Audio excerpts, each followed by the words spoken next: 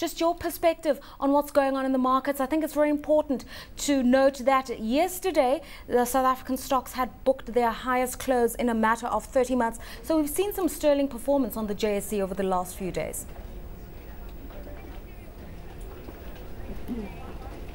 Continuing the trend that it had from November, and we often see that in December the markets effectively just carry on the trend that they had in the prior couple of months, which generally means the rand seems to be strengthening, the markets seem to be going a bit higher as well.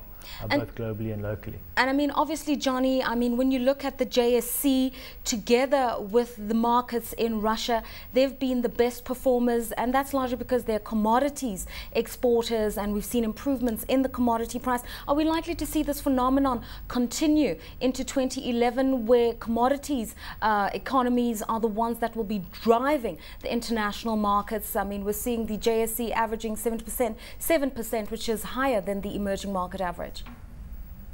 I mean, generally we've thought that the South African market in particular looks expensive. It's sitting on a price to earnings ratio of about 17.2 times, almost exactly where it ended the year of last year.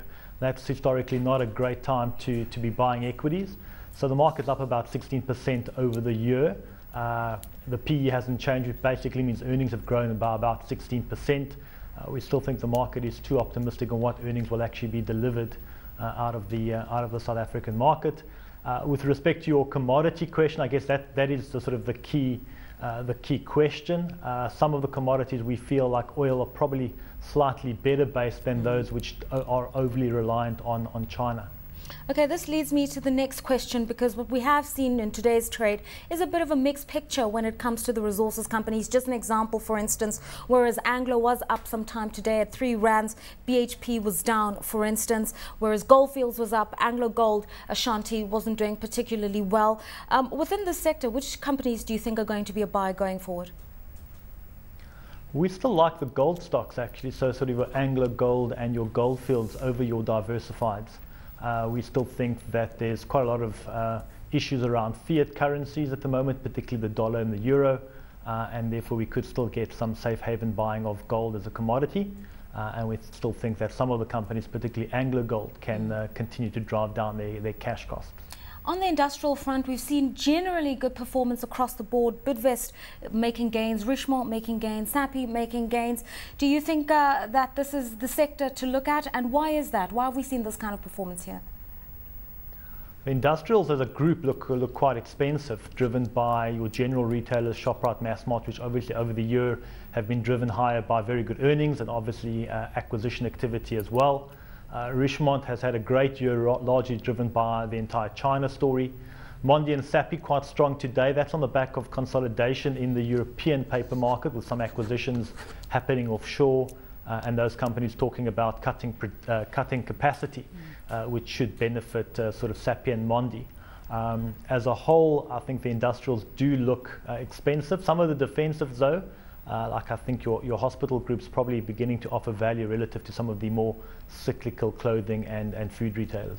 Let's talk about financials, because unfortunately they've borne the brunt of the recession, the credit crisis, and now everybody's looking to them for lending in this period of recovery. We're seeing consolidation, particularly within the insurance space. MMI to be launched with the merger between Momentum and Metropolitan, the OUTsurance RMB Holdings situation. What do you expect to see in the sector going forward, and what are your what's your view of how financials will perform into early 2011?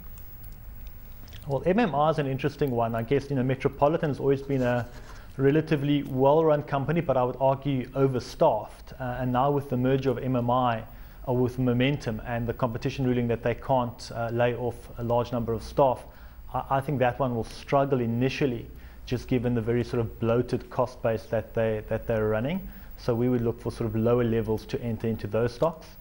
The banks are interesting. The banks haven't done as well as the general market. They're probably up about 7-8% year to date compared to the broader market at around 16 times. They don't look that expensive on price to book, but on other metrics like PE, they do look quite expensive.